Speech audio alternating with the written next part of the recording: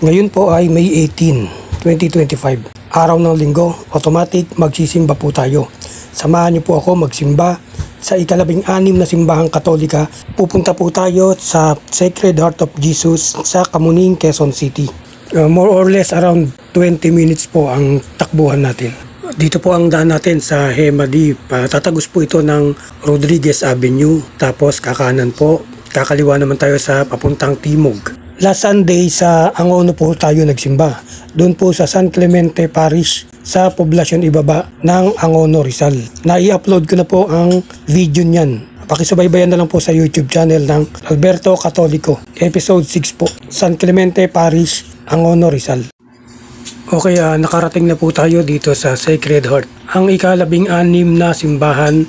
Salamat sa Diyos dahil nakarating po tayo ng matiwasay. Yan, nakapag-park na po ako. Siyempre, bago tayo pumasok ng simbahan, kinakailangan magpapogi muna. Magsusuklay muna tayo ng ating buhok. Okay, nandito na po tayo sa harap ng Sacred Heart Parish. Makikita nyo po sa harap, meron pong krus at meron pong puso. Yun po yung nagsisimbolize ng Sacred Heart ni Jesus Christ. Yung puso po yung krus na simbolo ng pagkakaligtas ng sangkatauhan. At ang puso ni Jesus na kung bakit po tinawag na sacred dahil ito po ay sagrado, puro, bukal po ng pagmamahal ang umuusbong po dito. Divine love.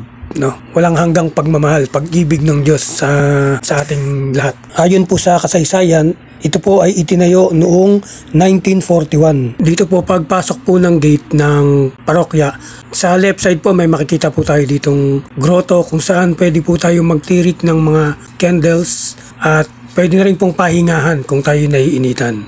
Ayon po sa kasaysayan, ang simbahang pong ito ay itinayo noong 1941. So 84 years na po siyang naka-establish at nagbibigay serbisyo sa ating mga mananampalataya. So nandito na po ako sa loob ng simbahan at kapansin-pansin po sa kisame, sa siling ng parokya ay makikita po natin ang mga simbolo ng Kristyanismo. Katulad po ng mga tupa, kalapate, mga ganun po. Pagpasok pa lang po ng pinto ng simbahan, dito po sa bandang kaliwa ay may mga statwa o rebulto po ng mga santo. Na-impress po ako sa choir dito sa parokya dahil bukod sa maganda po yung blending ng mga boses ng mga awit, narinig ko pong muli ang original na tono ng Ama namin at Kordero ng Diyos. Kaya naantig po ang aking puso. Maraming salamat po sa panonood at huwag niyo pong kalimutan i-click ang like, share and subscribe button para sa mas marami pa pong video. God bless and Amen.